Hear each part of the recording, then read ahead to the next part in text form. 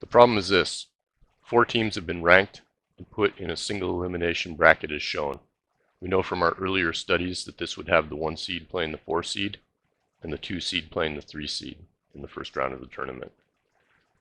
What we want to do is make some assumptions about what the probability will be for a given team to win a particular game. Here's the assumptions that we're going to work with. Although these assumptions are somewhat arbitrary, they do reflect the fact that the wider the space in between the teams, the greater the probability that the higher seed will win.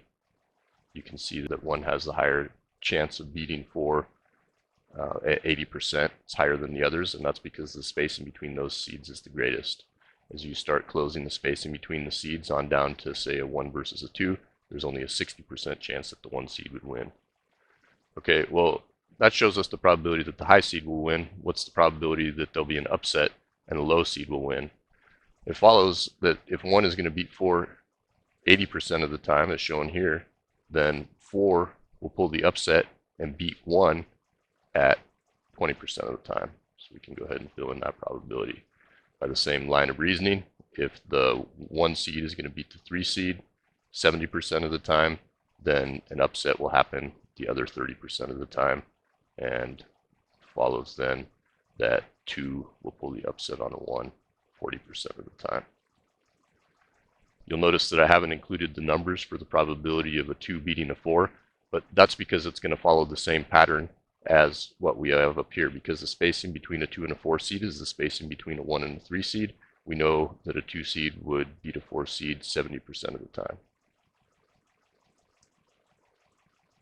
We also know that since a 1 is going to beat the 2 seed 60% of the time, and the spacing between the 2 and the 3 is the same, this outcome is having a probability of 60%. And we skipped a few probabilities, but all the other probabilities will follow the same patterns.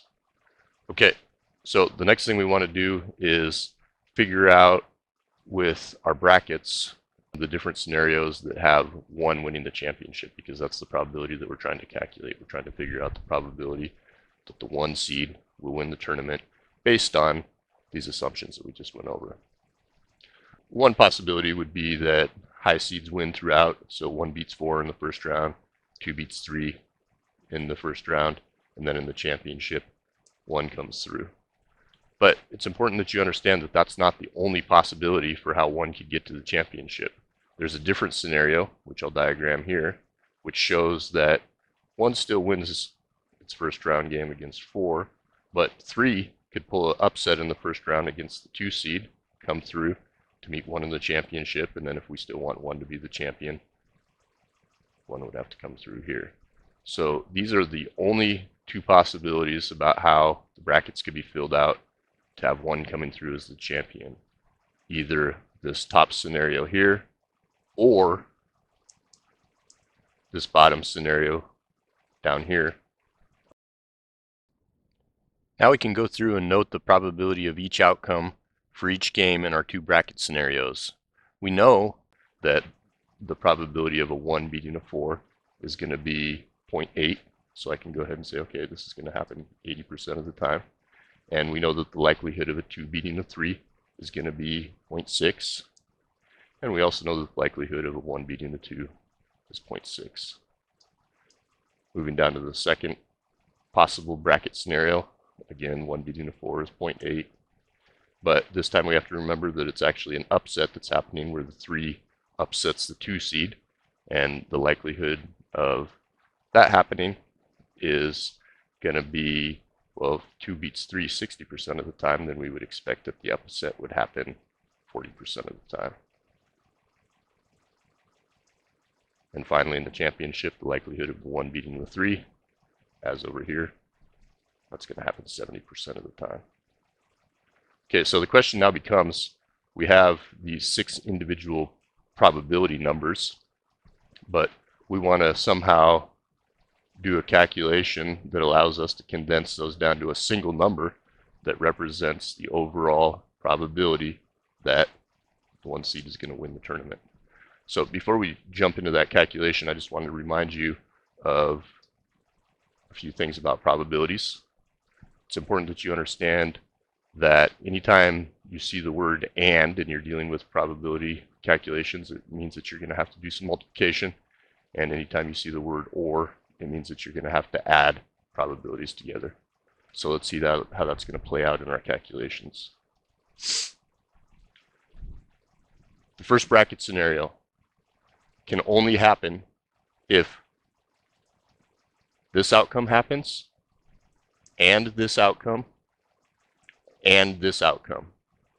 Well, we just saw that and means multiplication. So if you're trying to figure out the overall probability of the bracket unfolding as it does here in the top, then what you're going to have to do is take those numbers, the 0.8 and the 0.6 and the 0.6, and multiply them together. And that would tell you the overall probability of that particular bracket. We can go down, do a similar analysis below. The only way this bracket is going to happen is if this happens, and this happens, and this happens. So the and, we know, in probability means multiplication. So if I'm trying to figure out the overall probability of this bracket scenario, then I can just go ahead and multiply all those together, which is going to give me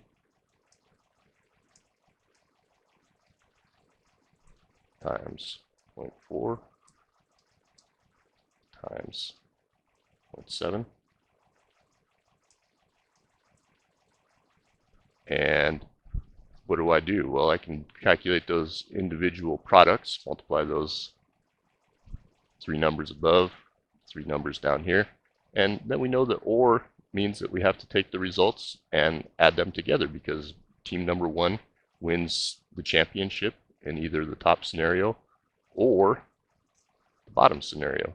So that just says that I'm going to take this product plus this product.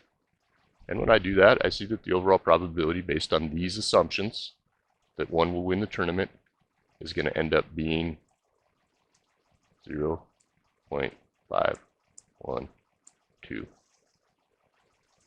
which says that despite being the highest seed in the tournament, number one is only expected to win just over half of the time. Now you'll go through and calculate the probability of the 2, 3, and 4 seeds winning the tournament. You'll also calculate the probability for each team of becoming the big loser. You'll be using the same assumptions as what we've overviewed here. I hope this video was helpful. Please let me know if you have questions. Thanks for watching.